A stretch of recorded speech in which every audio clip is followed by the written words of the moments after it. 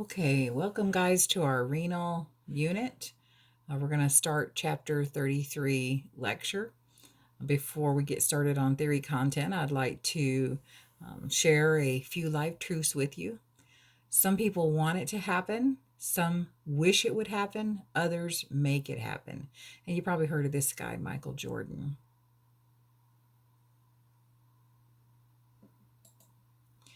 The key question to keep asking is, are you spending your time on the right things? Because time is all you have. And this is a quote from Randy Pausch, who died very young of pancreatic cancer and left behind a wife and two small children. He was an instructor, and he wrote a book called The Last Lecture. It is the last lecture he wrote for his class, and it's a really good book. And lastly, here, passion gets you started, hope keeps you going, and persistence gets it done. Think about it. All right, let's start with structures of the urologic system, structures and organs. We have two kidneys, two ureters, the bladder, and the urethra. And this is a diagram of the structures and the organs. You can see the kidneys on either side of the vertebral column. The kidneys are a filtration organ. They filter our blood. The book says they filter about 200 liters of blood in a 24-hour period. You'll hear on the crash course video, he states 140 to 150 liters in a 24-hour period. So I guess there's differing opinions there. But regardless, the point I want to make is that is a lot. Our filters are a workhorse, or excuse me, our kidneys are filters, and they are a workhorse. Think about it in gallons. That's over 50 gallons in a 24-hour period of blood that our kidneys filter. It's a lot. You can see the two ureters moving from the kidneys down to the bladder. This is the urinary bladder. The bladder is a hollow muscular organ, and it is a reservoir for urine. It has a mucous membrane lining, and it holds about 1,000 to 1,800 mLs of urine. We do not want the bladder holding its full amount of urine. That causes damage to the structure. It weakens and stretches out the bladder.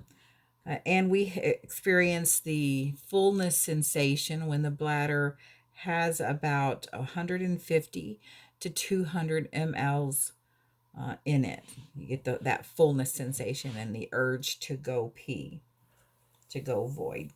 And the flow of urine is controlled with an internal sphincter, urethral sphincter, and an external urethral sphincter. This is just a visual of the location of the kidneys, looking at a patient from behind.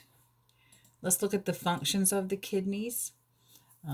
They're vital in homeostasis of the human body. The kidneys have regulatory functions, excretory functions, and hormonal functions. So let's briefly look at those functions.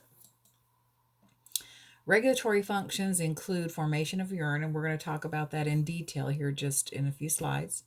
Secretion of renin, that regulates the blood pressure. Maintaining fluid balance, that is done through filtration, reabsorption, and excretion, as well as maintaining electrolyte balance. That as well, electrolytes and water are reabsorbed back into the bloodstream through the filtration at the side of the kidneys. And then maintaining acid-base balance. Our kidneys, it's a very complex process you learned about in freshman term, but our kidneys are also responsible for acid-base balance, or helping with acid-base balance. They secrete hydrogen ions into the urine, and that helps maintain our acid-base balance. So you can see all of the regulatory functions that the kidneys have. They are essential for homeostasis. They also have excretory function, and that's eliminating metabolic waste through filtration, and then elimination of urine. Hormonal function, our kidneys are responsible for the process of erythropoiesis, which is red blood cell production.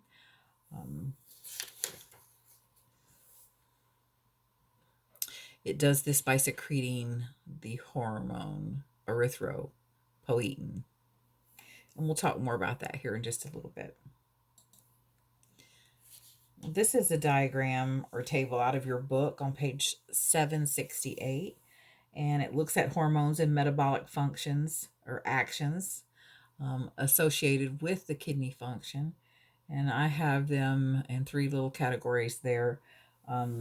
We have in that first little box, we have aldosterone. Aldosterone assists in increasing sodium absorption and potassium excretion. The antidiuretic hormone helps regulate and decrease blood pressure. Atrial natriuretic hormone controls fluid balance by increasing sodium secretion. Let's look at our second box there, erythropoietin, we just talked about. That is a hormone that is secreted from the kidneys to tell the bone marrow, hey, we need more red blood cells. So that's that process. And then calcitriol, that is the active form of vitamin D. And our kidneys are responsible for that process. And then, of course, renin, we already mentioned, it regulates blood pressure. And then at the bottom there, parathyroid hormone and cortisol.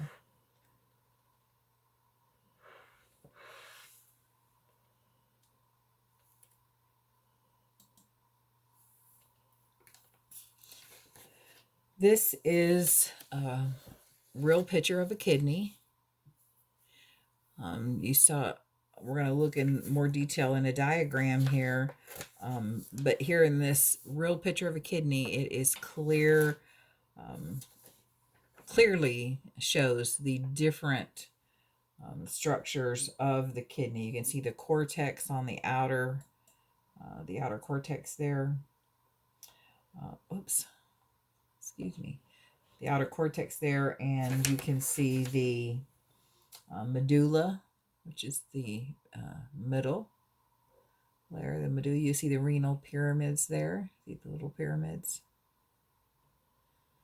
And then the pelvis. This is the pelvis area here. So let's look at it on a diagram. So this is the same structure in a diagram. We can see that outer layer, that's the renal cortex or the outer cortex. This is where the nephron is located. The nephron is the functional unit of the kidney. It is microscopic, and there are about 1 million nephrons in each kidney. So let's look at the anatomy of the kidney. The renal cortex or the outer cortex, that is where the nephrons are. The medulla, which is the inner layer, that is where we see the pyramids. And this is where the urine is concentrated and collected in the pyramids. And then it will drain down. You can see the arrows. It will drain down into the calces. The calces drain the urine into the renal pelvis. And you can see You can see right here, that's the renal pelvis. And there it empties into the ureter. The ureter carries it to the bladder, and then it's excreted out the urethra. Let's look a little closer at the functional unit of the kidney, the nephron. The nephron is the site of filtration. There at the glomerulus. And you have the blood supply to the kidney. That's the afferent arterial. And the efferent arterial takes blood that has been filtered away from the kidney back into systemic circulation. The Bowman's capsule you can see right there. The proximal convoluted tubules, the loop of Henle. Loop of Henle goes down and then back up. And we see the distal convoluted tubules and the collecting tubules over here. Now let's look at it in a lateral view, a cross section of a renal pyramid. These are the little pyramids that we talked about, and I wanted you to see in the renal column how the nephrons are located in that cortex. And you can see the nephron, the loop of Henle actually drops down into the pyramid and then comes back up into the outer cortex. And this is where the glomerulus is located. You see all these little glomeruli. It's really cool. And then the proximal convoluted tubules, loop of Henle, and then the distal convoluted tubules, and then the collecting duct. So that's how the structures are laid out in the kidney. Now let's talk about urine production. Urine production has 3 steps: glomerular filtration, tubular reabsorption, and tubular secretion. Glomerular filtration is basically small molecules due to different pressures, such as hydrostatic pressure or a pressure gradient, will cause movement of small molecules through the glomerulus. And tubular reabsorption is when those molecules are moving through the nephron and are reabsorbed back into systemic circulation because it's something the body needs. And then this is facilitated through diffusion and osmosis and active transport, all things you learned in freshman term. Tubular secretion, this is when substances are actively removed from the blood and added to the tubular fluid through active transport and then excreted out the body.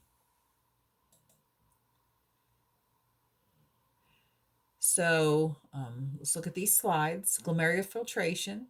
This is where the glomerulus filters water, sodium, chloride, bicarbonate, potassium, glucose, urea, creatinine, and uric acid from the plasma.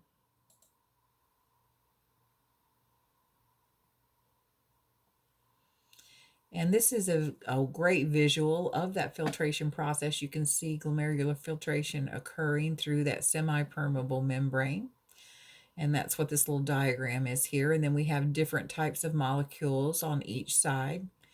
And so this is the glomerulus here, and this is the kidney tubule, and this is your semi-permeable membrane. So blood is filtered through that semi-permeable membrane. And this, you're going to hear the term glomerular filtration rate, GFR. That is the amount of blood that's being filtered by the glomeruli at any given time. And the normal should be about 125 millimeters a minute. Of course, as patients age, that will go down. I want to point out here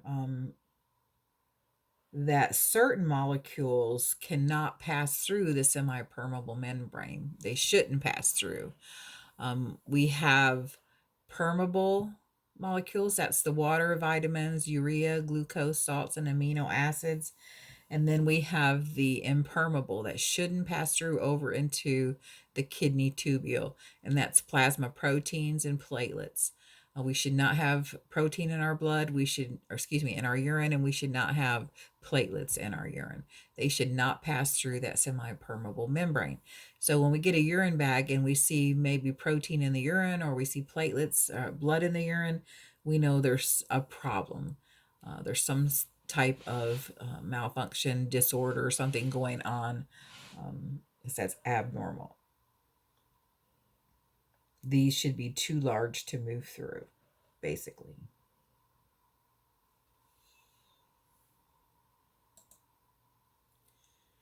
Tubular reabsorption.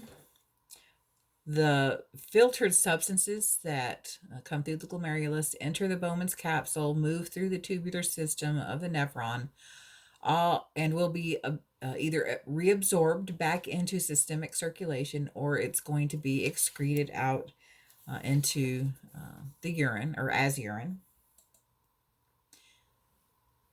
Tubular secretion is the passage of unneeded substances from the renal capillaries into the renal tubule of the nephron. And then we have urine.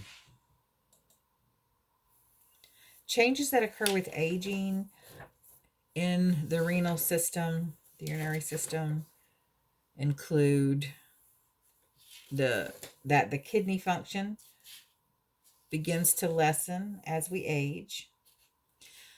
With men, they have problems with prostate. It actually, the prostate gland will actually hypertrophy, and the patient will have problems with voiding or sexual problems. So that comes with aging.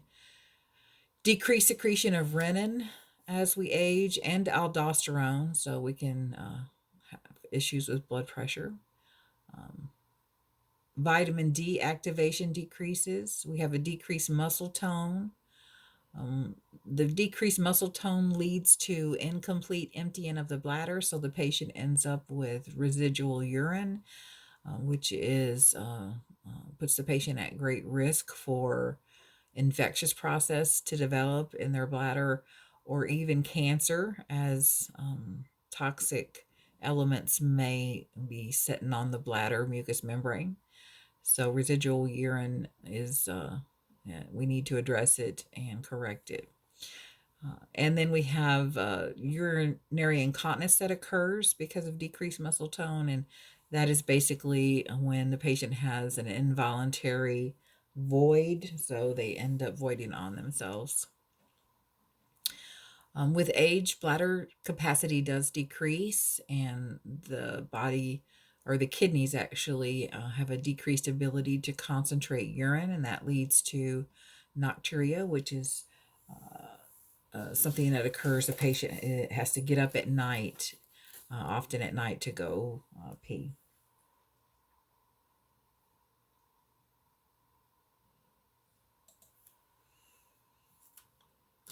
Just a slide that talks about what causes disorders of the urologic system. Infection is a primary concern or cause. Immune reactions and the glomeruli. We'll talk about these disorders in our next chapter, as well as obstructions such as tumors or stones or some type of anatomy issue. And then tubular necrosis, which is a disorder where there's a lack of oxygen in the body system, and that leads to cells dying, so chemical destruction of cells. Also, high blood pressure, arthrosclerosis, diabetes mellitus, and we can have renal disorders due to compliance issues with treatment regimens of high blood pressure and diabetes. That's kind of a vicious cycle. Not taking care of your diabetes, not taking care of your high blood pressure is going to cause damage to your kidneys. And the more damage, the worse the blood pressure and diabetes can be. Also causes nephrotoxicity, and different medications can harm our kidney. Bladder health, we have on page 769 a health promotion box that I want you to look over. So let's talk about health promotion. Let's talk about prevention, actually. You want to teach patients to drink plenty of water. They should drink 2,000 to 2,500 mLs a day. That is recommended to keep your system, your urinary system, flushed out and keep a good flow. You want to empty the bladder when you feel the urge.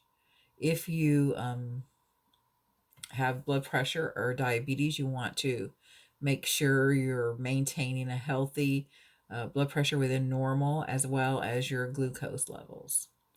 And then you want to teach the patient about nephrotoxicity. We gotta have to be aware of nephrotoxicity. That is especially important when patients are prescribed medications that are potentially nephrotoxic. We want to teach the patient when they are prescribed those kinds of medications to increase their fluid intake to 3,000 to 3,500 mLs a day to help flush out those nephrotoxic medications, unless it's contraindicated. And increasing fluid intake would be contraindicated in a patient such as a CSFH, a congestive heart failure patient, CHF. So remember prevention measures, minimum fluid intake, importance of emptying their bladder and maintaining their therapeutic regimens with blood pressure and glucose, and then nephrotoxicity. Patients need to increase their fluid intake when they are prescribed nephrotoxic medications to, it should be at least 3,000 to 3,500 mLs a day.